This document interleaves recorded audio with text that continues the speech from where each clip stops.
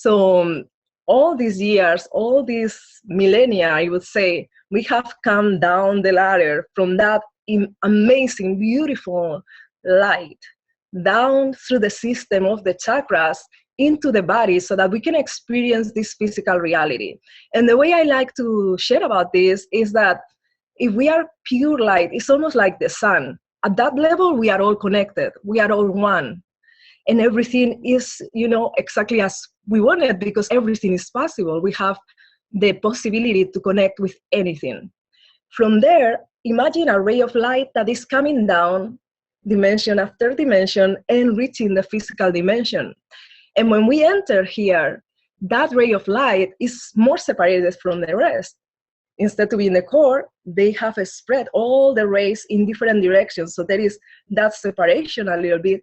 And then entering the body, not just the physical, but the spiritual bodies, we're going to understand now that that ray of light that is white and contains everything is going to now go into different dimensions, 7 perspectives of how we perceive the world, how we perceive reality. So it's like that rainbow that comes, and I like to see it like if we were a recorder and the light is coming through the top, and then each different hole of the recorder is going to shine the light in a different frequency, in a different color. It is all the same light. It is infinite energy that we have, and everything is energy, as we know. But once we filter it through that specific frequency, we're going to be focusing in life in a different way.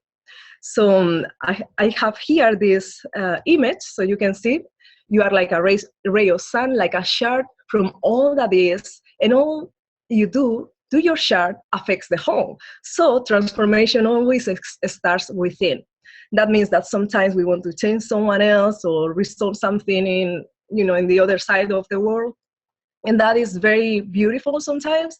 And at the same time, we are able to do all of this also from within, start within. So I highly recommend to work on your chakra system.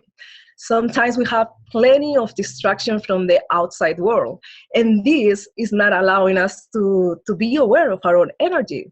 We are thinking of, I have to pay this bill, or I have to, go to work, I have to do this, do that. So all our energy and our attention is pulled from our inside outward into the external world.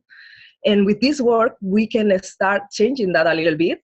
And when this happens, our energy continues going more into the lower chakras. So it's a denser experience and a more fragmentized experience of reality, which, for some things is very useful and is a function that we want to be able to use, but we are just to focus on that.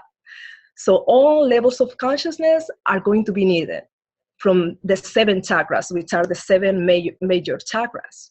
There are hundreds of chakras, but we are going to be focusing on the 7 main chakras.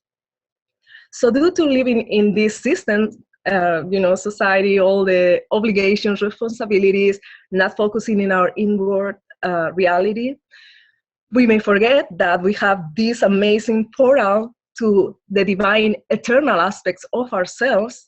We also have the ability of having intuitive thought. We also have the spiritual manifesting by creating by decree. So all of this sometimes we forget.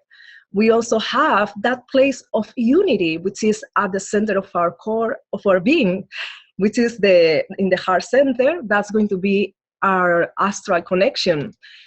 And what happens is that we are kind of disconnected and stuck on this dimension of Earth, whereas we could really reconnect, and this is part of the work that we will be doing today, so that we can access all these beautiful divine realms. So now also we want to continue talking a little bit more about the lower chakras. And in general, they're going to come in this dualistic perspective that is going to be, for example, for the solar plexus, we're going to have power versus shame. So this is at the mental level. And we are going to see how each chakra is almost like a challenge and a possibility. So every crisis is going to bring an opportunity. And that's the exciting part about this. It may be challenging in the beginning, but then when we master something, we can get the gift of it. Then we also have in the sacral chakra the duality of pleasure versus guilt. So that's more on an emotional level. And at that place, we're going to once again be challenged with this possibility of conquering our guilt and transforming it so that we can fully enjoy the pleasures of life. And then finally, in the root chakra is going to be that feeling of, am I safe? Am I not safe? And we can master our fear and transform that into a feeling of confidence, security, and that is more at the physical level. So once again, all these polarities are going to be different levels of reality that we can integrate.